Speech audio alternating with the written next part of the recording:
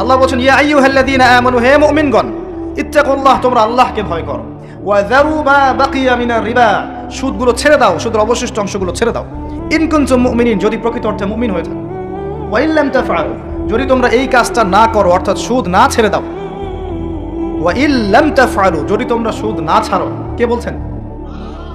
ফাযানু বিহারবিন মিনাল্লাহি ওয়া রাসূলিহি, তাহলে আল্লাহ এবং তার রাসূলের সাথে যুদ্ধের ঘোষণা শুনে রাখো। Path is yours, the road is yours, রাস্তা আপনার, পথ আপনার, চুজ ইউর পাথ, আপনি আপনার রাস্তা সিলেক্ট করেন। আপনি আল্লাহর সাথে যুদ্ধ করবেন, তার নবীর সাথে যুদ্ধ করবেন, নাকি এগুলো ছেড়ে দিয়ে আল্লাহওয়ালা হবেন, আপনার সিদ্ধান্ত। কে আপনাকে বাধ্য করবে? কেউ নেই বাধ্য করেন, কেউ বাধ্য করবেন আপনাকে, এটা আপনি ফিকির করবেন। সারা জীবন যে হারাম রিজিকটা আপনি খাচ্ছেন, এইটা দিয়ে কি আপনার হজটা কবুল হবে কিনা, এটা দিয়ে আপনার উমরাটা কবুল হবে কিনা, এই টাকায় যখন সন্তান সন্ততি বড় হবে এরাও আল্লাহওয়ালা হবে কিনা, আপনি ফিকির করেন।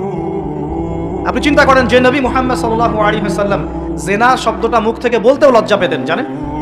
আমাদের নবীজি জেনা শব্দটা মুখ দিয়ে বলতেও লজ্জা পেতেন।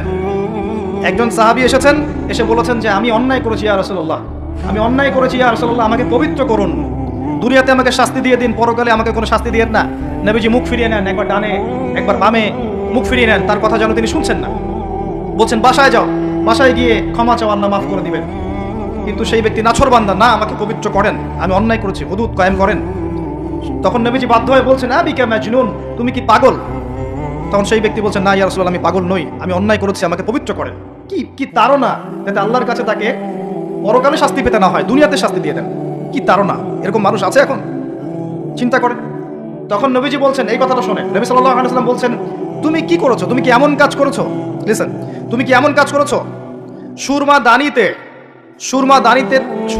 থেকে সুরমা বের করার সময় আমরা যেভাবে বের করি, তুমি কি এমন কিছু করেছো? আমি কি বুঝাতে পারছি? এখানে সবাই অ্যাডাল্ট, ব্যাখ্যা করার প্রয়োজন আছে।